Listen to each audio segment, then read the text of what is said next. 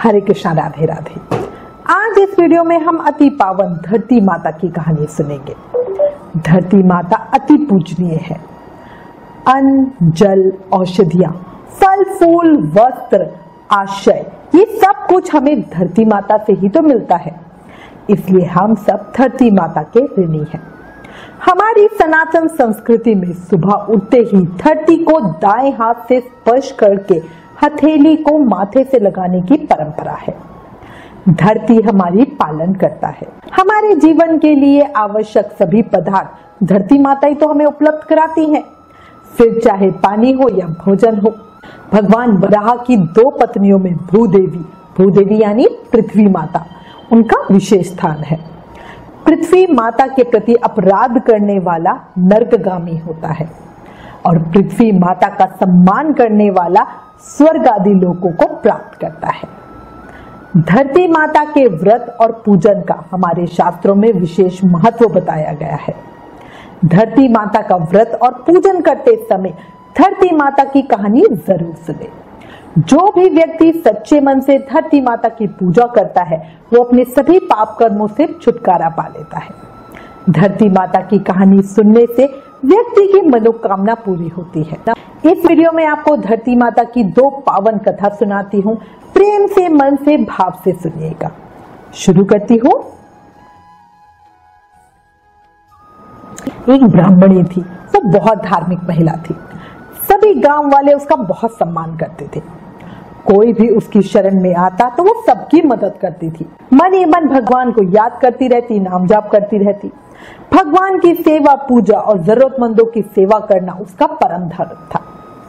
एक दिन ब्राह्मणी मरकर भगवान के घर गई।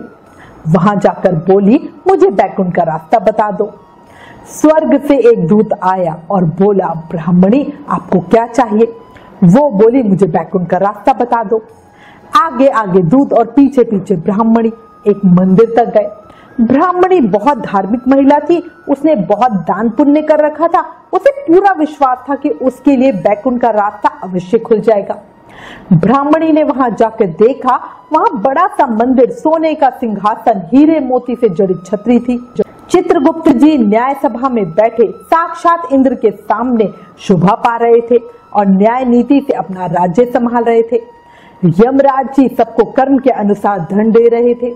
ब्राह्मणी ने जाकर उन्हें प्रणाम किया और बोला, मुझे बैकुंठ जाना है।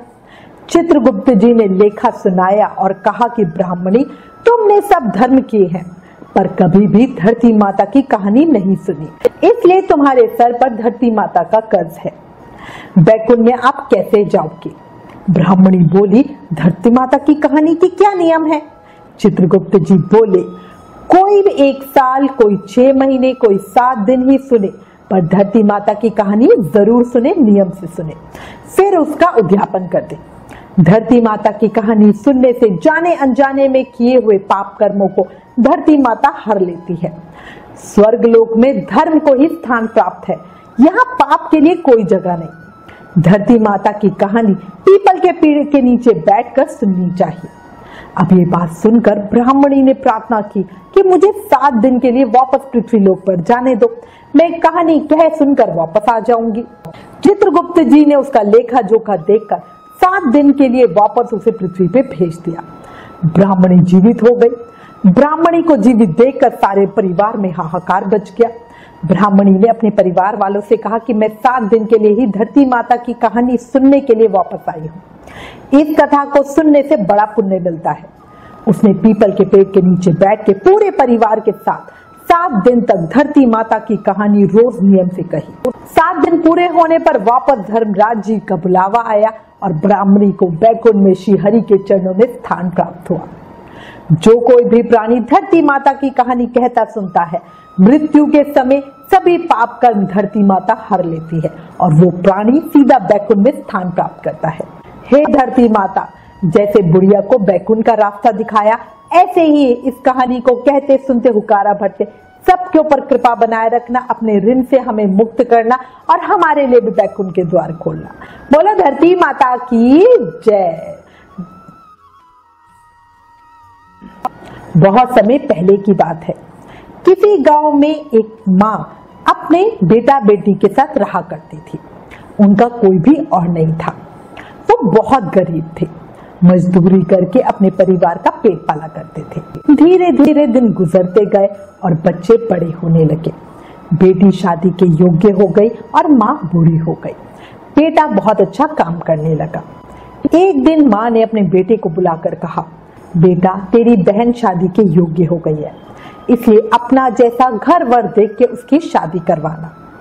ऐसा बोलकर माँ कुछ ही दिनों में स्वर्गवासी हो गए। अब उस लड़की का भाई गांव गांव में घूमा, लेकिन बहन के योग्य अपने जैसा पति उसे नहीं मिल पाया। वो घूम घूम कर थक गया और सोचने लगा, मेरे जैसा तो इस दुनिया में कोई भी नहीं है, इसलिए अपनी माँ की बात को पूरा करने के लिए मैं ही से शादी कर लेता हूँ। ऐसा सोचकर वो चुन्नी और शादी के लिए सब सामान ले आया। अब उसकी बहन ने उससे पूछा, भाई तुम ये सब सामान लेकर क्यों आए हो? तब उसके भाई ने कहा कि बहन ये सब सामान तुम्हारी शादी के लिए लेकर आया हूँ। एक दिन गांव वालों ने बहन से कहा कि तुम्हारा भाई तुमसे शादी करने वाला है। अब ये सुनकर बहन को बहुत बड़ा झटका लगा। उसने अपने भाई से पूछा, भाई मेरी शादी किससे करवा रहे हो? इस पर उसके भाई ने उसे कोई जवाब नहीं दिया। अब बहन को समझ गई, उसे बहुत दुख हुआ। उसने एक लोटे में जल लिया, चुनरी ली और चप्पल पहनकर जंगल की तरफ चली गई। जंगल में गाय चराने वाले ग्वालों ने उससे पूछा, कहाँ जा रही हो? तो वो कुछ नहीं बोली। वन में जाकर वो धरती माता को पुकारने लगी और बोली, हे धरती माँ, अब तुम ही हो मेरी लाज रखने वाली, वरना अनर्थ हो जाएगा। भाई बहन का ये पवित्र रिश्ता व्यर्थ हो जाएगा। अब वो जोर जोर से रोने लगी, चिल्लाने लगी और बोलने लगी, माँ मैं क्या करूँ, माँ मैं क्या करूँ, माँ मुझे अपनी गोद में ले लो, नहीं तो मेरे साथ अन्याय हो जाएगा। तब धरती फटी और बहन ने एक तरफ लोटा, चुनरी और चप्पल रख दी। वो धरती के भीतर जाने लगी। इतने में दौड़ता हुआ उसका भाई जंगल में आया और उसने ग्वालों से पूछा, मेरी बहन किधर गई? ग्वालों ने कहा, तेरी बहन तो उस तरफ गई है। अब वो बहन बहन पुकारता हुआ उस तरफ दौड़ने लगा। तब उसने क्या देखा कि उसकी बहन धरती में समा रही है। ये देखकर वो बहन को पुकारता हुआ उस तरफ दौड़ने लगा। तब तक उसकी बहन धरती में समा चुकी थी। उसके केवल थोड़े से बाल ही दिखाई दे रहे थे। उसने बहन के बालों को मुट्ठी में पकड़कर रोने लगा। बहन तू सत्य के लिए धरती माँ की गोद में समा गई। एक मेरी ही बुद्धि भ्रष्ट हो गई थी।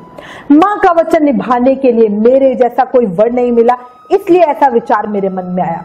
ऐसा बोलकर वो जोर जोर से रोने लगा। पर धरती माँ ने सत्य के लिए बेटी को अपने में समा लिया। जो बाल बाहर रह गए थे वो धूप बन गए। इसलिए औरतें धरती माता की कहानी सुनती है और चुनरी, चप्पल, लोटा, बर्तन में हरी मूंग और लड्डू कुंवारी कन्या को देती है। जो भी धरती माता की कहानी सुनता है, धरती माता उसको सुखी रखती है। हे धरती माता, इस कहानी को कहते सुनते हुकारा भरने वाले सभी को सुखी रखना, सभी के ऊपर अपनी कृपा बनाए रखना, हम सब की लाज रखना। बोलो धरती माता की जय। धरती माता की अगर ये दोनों पावन कहानियां आपको पसंद आई हो तो प्लीज इसे ज्यादा से ज्यादा शेयर करो। सबको पता होना चाहिए कि हमारे ऊपर धरती माता का ऋण है और हम सब कोशिश करें कि इस ऋण को हम चुका सकें। Please like, share and subscribe. Thank you. Hare Krishna.